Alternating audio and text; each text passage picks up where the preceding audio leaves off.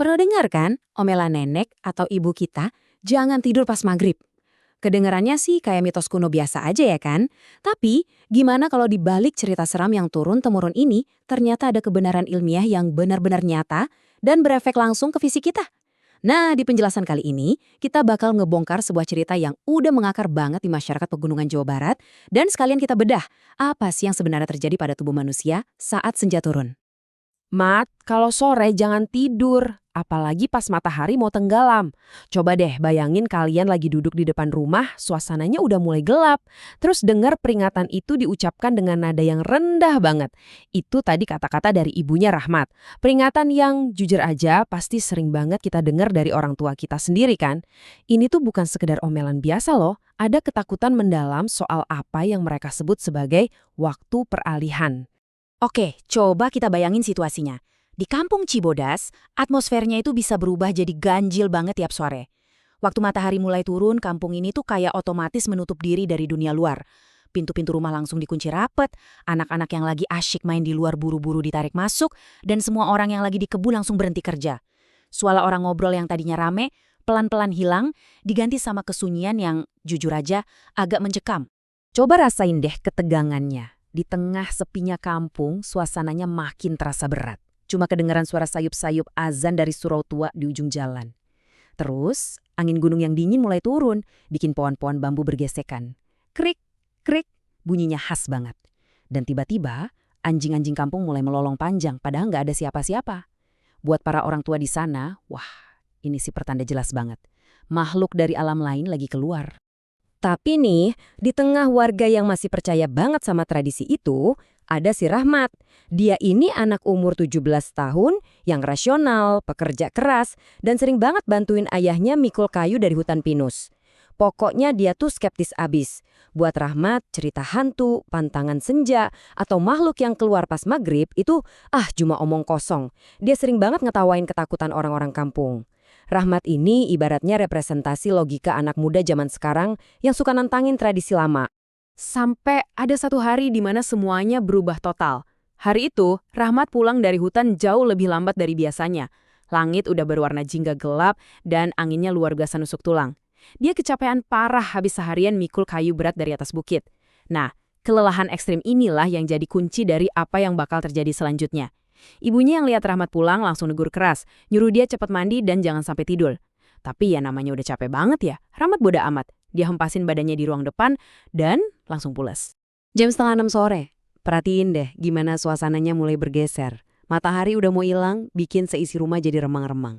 Ibunya Rahmat yang lagi masak di dapur, tiba-tiba dengar suara langkah kaki di halaman depan. Padahal pagarnya itu udah dikunci rapat. Pas ibunya ngecek ke depan, ada yang aneh. Rahmat sih belum bangun, tapi napasnya itu kedengaran berat banget, tersengal-sengal, persis kayak orang yang lagi dicekik ketakutan pas lagi tidur.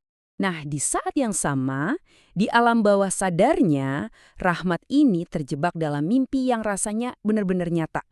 Dia ngerasa lagi jalan-jalan di kampung Cibodas, tapi kampungnya kosong melompong. Nggak ada ayam berkokok, nggak ada tetangga nongkrong, cuma ada kabut tebal yang turun nutupin jalanan. Heningnya itu beneran hening yang absolut dan pastinya menakutkan banget.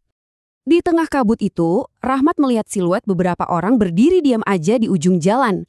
Dia coba panggil-panggil dong, tapi nggak ada jawaban sama sekali.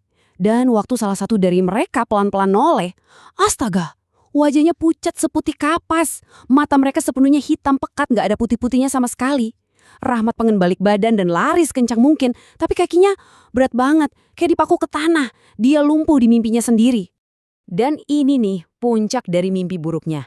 Dari arah kebun bambu, kedengaran suara dahan goyang pelan. Krek, krek.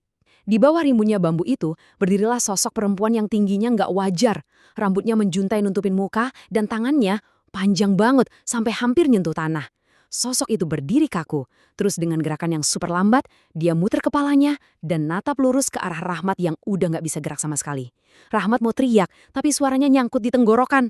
Sementara itu di dunia nyata, rumahnya udah panik gak karuan. Badan Rahmat udah basah kuyup sama keringat dingin. Ibunya guncang-guncang badannya sekuat tenaga, tapi Rahmat tetap gak bangun-bangun. Tetangga mulai pada datang bacaring ayat-ayat suci Al-Quran dengan muka tegang. Salah satu sesepuh kampung berbisik ngeri. Dia ketindihan waktu maghrib. ruangan langsung senyap. Ketakutan terbesar orang-orang kampung sekarang kejadian tepat di depan mata mereka sendiri. Beberapa menit setelah azan maghrib selesai, seolah-olah ada ikatan yang lepas. Rahmat tiba-tiba melek dan langsung teriak histeris. Teriakannya mecah keheningan ruangan itu. Mukanya pucat pasi, matanya kosong, dan badannya gemetar hebat waktu dia meluk ibunya. Dia mulai meracau soal sosok perempuan di pohon bambu tadi. Dan kalian tahu apa yang bikin semua orang di situ langsung merinding? Kebun bambu yang disebutin Rahmat itu memang terkenal sebagai spot paling angker di desa. Padahal Rahmat sendiri sebelumnya nggak pernah tahu soal itu. Efeknya benar-benar nyata loh. Malam itu juga, Rahmat langsung demam tinggi. 3 hari penuh dia tepar, ngigau ketakutan, nunjuk-nunjuk jendela, dan mohon-mohon supaya mereka nggak manggil dia lagi. Pengalaman ini mengubah dia 180 derajat. Anak yang tadinya paling skeptis, sekarang jadi orang yang paling percaya. Sejak kejadian itu, Rahmat nggak pernah lagi berani tidur menjelang maghrib. Malah, kalau dia lihat ada anak kecil tidur sore-sore, pasti langsung dibangunin sama dia. Nah, dari cerita barusan, yang paling bikin penasaran adalah kenapa sih fenomena ini bisa terjadi? Kenapa mitos larangan tidur senja ini ada di hampir seluruh daerah di Indonesia? Coba kita kesampingkan dulu cerita mistisnya, dan kita bedah masalah ini pakai logika dan sains. Sebenarnya, apa sih yang lagi coba dicegah sama nenek moyang kita? Kalau kita bandingin ya, secara spiritual, maghrib emang selalu dianggap waktu peralihan dari terang ke gelap. Momen di mana suasana dianggap kurang baik dan makhluk tak kasat mata diyakini pada keluar buat gangguin anak-anak. Tapi, di balik bungkus mistis itu sebenarnya ada alasan budaya yang pinter dan praktis banget mencegah kemalasan. Larangan ini tuh kayak sistem kedisiplinan kuno biar orang-orang pada cepat mandi, siap-siap ibadah, dan yang paling penting menjaga pola tidur malam yang sehat supaya besoknya badan segar buat kerja lagi. Dan ini ngebawa kita ke penjelasan medisnya yang ternyata logis banget.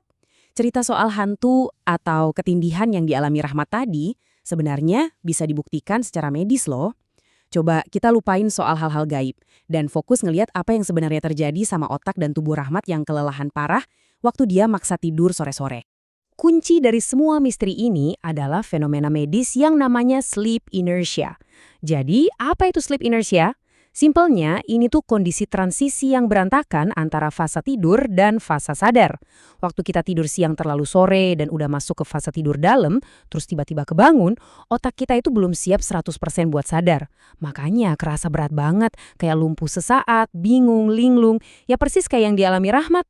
Otaknya udah setengah melek, tapi tubuh fisiknya masih mode off alias pules. Kalau kita cek gejala medis lainnya, kayak pusing, lemas, atau susah tidur malam, semuanya cocok. Waktu Rahmat kebangun paksa dari tidur dalamnya, tubuhnya disorientasi parah. Detak jantung yang kencang gara-gara sleep inertia ini diterjemahin sama otak sebagai rasa takut. Nah, dari situlah muncul mimpi buruk yang super nyata soal sosok menyeramkan. Terus, soal demam 3 harinya, itu sangat wajar. Kemungkinan besar ya karena fisiknya udah capek ekstrem ditambah shock psikologis, bukan karena dikutuk hantu bambu ya. Penjelasan medis ini emang rangkum dengan pas gimana tubuh kita bekerja, sementara cerita rakyat membungkusnya jadi cerita seram, biar kita semua nurut sama aturan kesehatan itu. Tubuhnya Rahmat ibaratnya lagi protes keras, karena kecapean dan siklus tidur yang kacau, sampai nyiptain mimpi buruk yang traumatik. Tapi, tunggu dulu. Kalau ingat gimana akuratnya Rahmat mendeskripsikan sosok di kebun bambu, padahal dia nggak pernah tahu cerita itu sebelumnya, ini ninggalin satu pertanyaan besar buat kita. Apakah semua ini 100% murni sleep inertia? Atau jangan-jangan emang ada sesuatu di balik kabut senja itu? Jadi, habis dengar penjelasan ini, masih berani nggak kalian tidur pas maghrib nanti?